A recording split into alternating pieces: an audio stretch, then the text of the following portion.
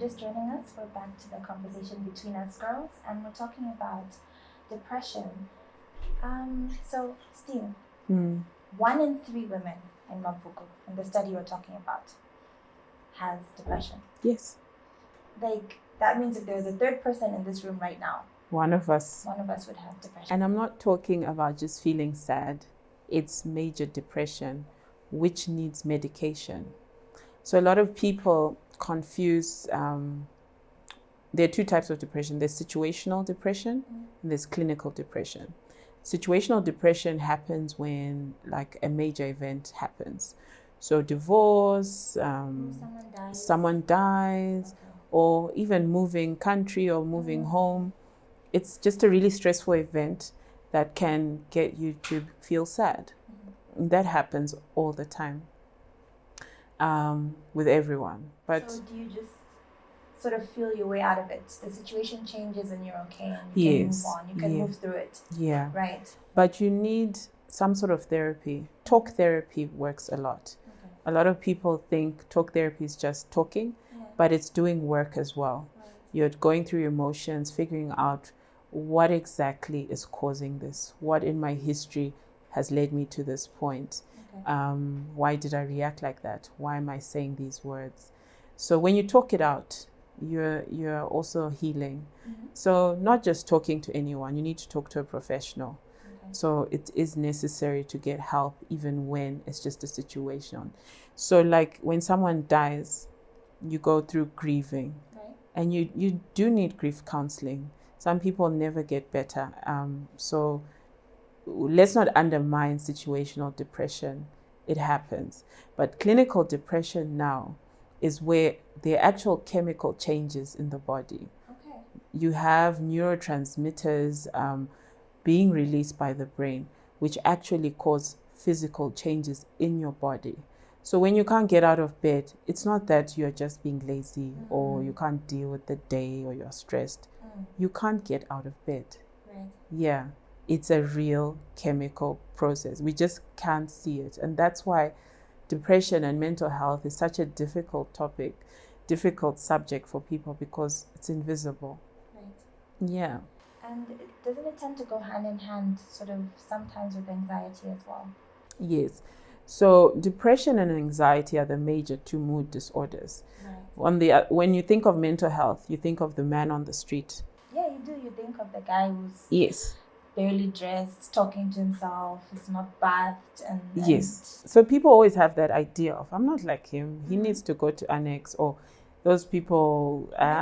Those people. Right? Yes. Because Panama yeah. Because that's another angle that we have in our culture, which is something is taking over you. So you need God or you need something to be, to another power to come and remove those spirits from you. And it doesn't happen with mental health only. There are lots of illnesses and sicknesses where people will first seek prayer and seek the mountain or go to prophets before they come to the hospital.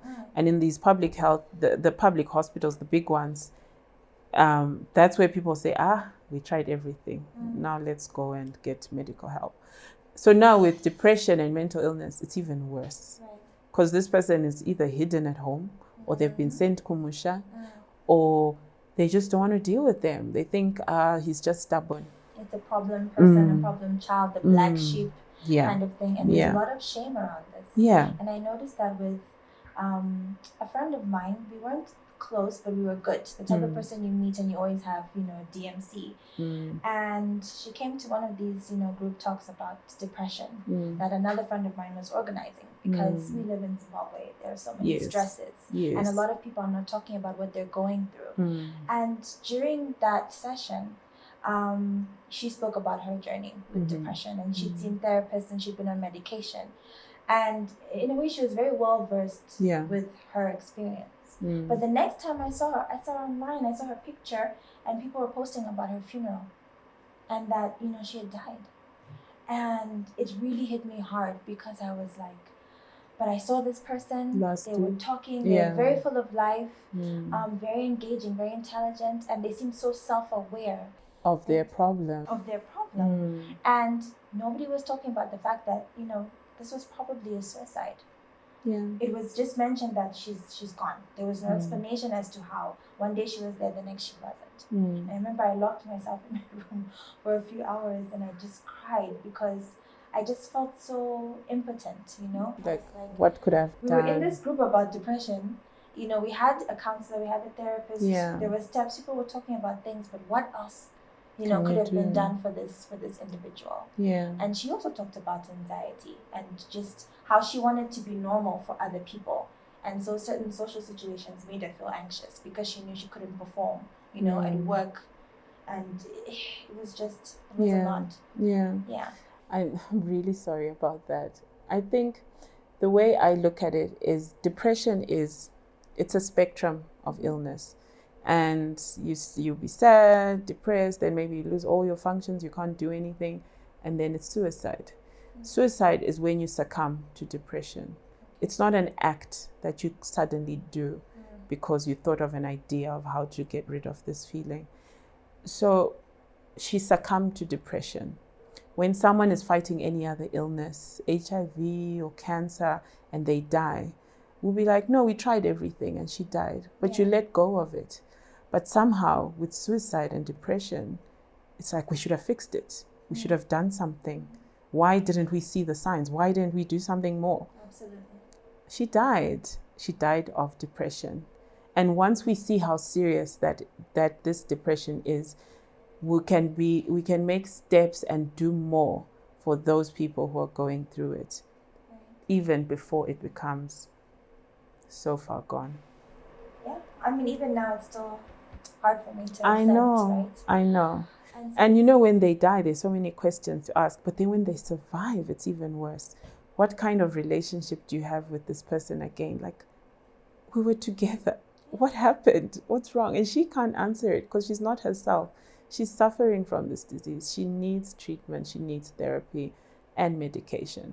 So like I was saying, the clinical depression needs medication because there are chemical processes going through the body. Right. So the medicine helps to suppress some of these neurotransmitters, and it will also elevate the feel-good hormones as well. Mm. And a lot of people don't want to be on medicine. There's a big issue of, I don't want to take pills. I'm not a loony bin person. Don't look at me like this.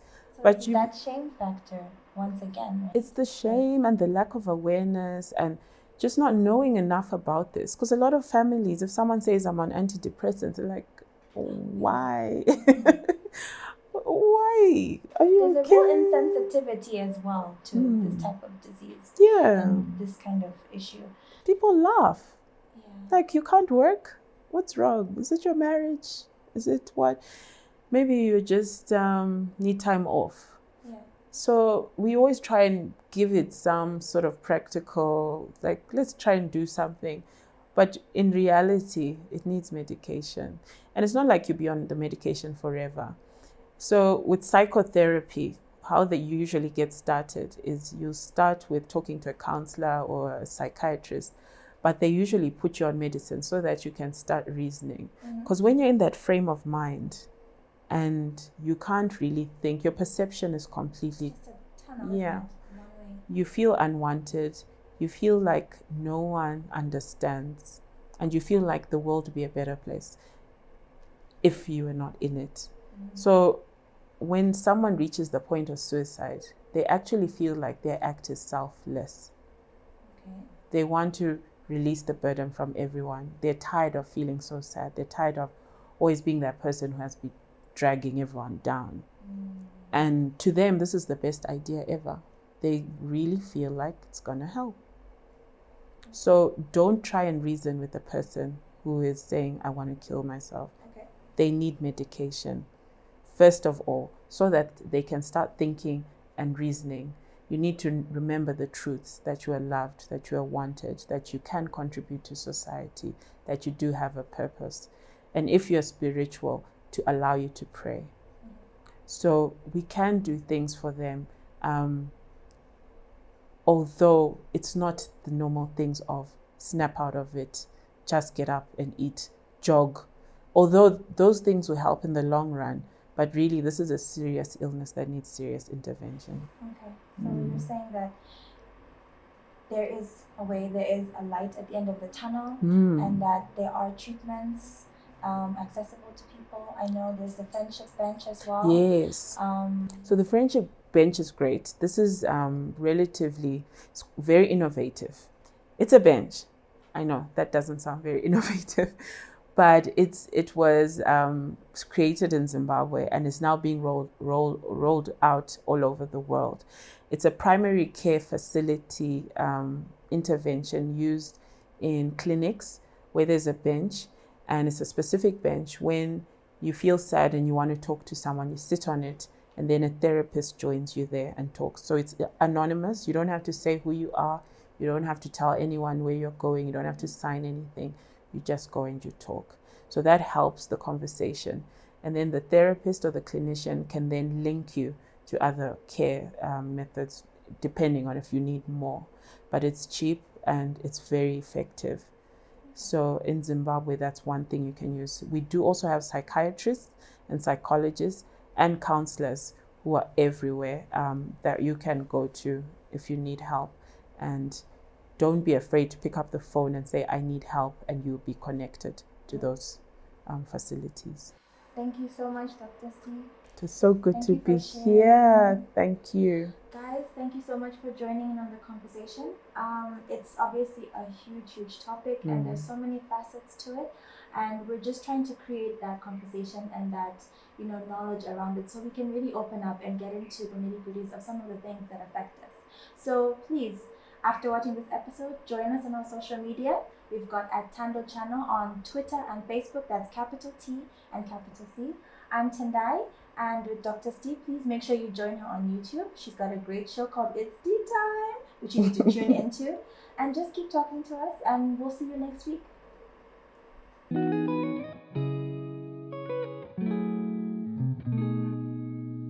Hi, it's Dr. Stee, and thank you for watching Between Us Girls on Tando.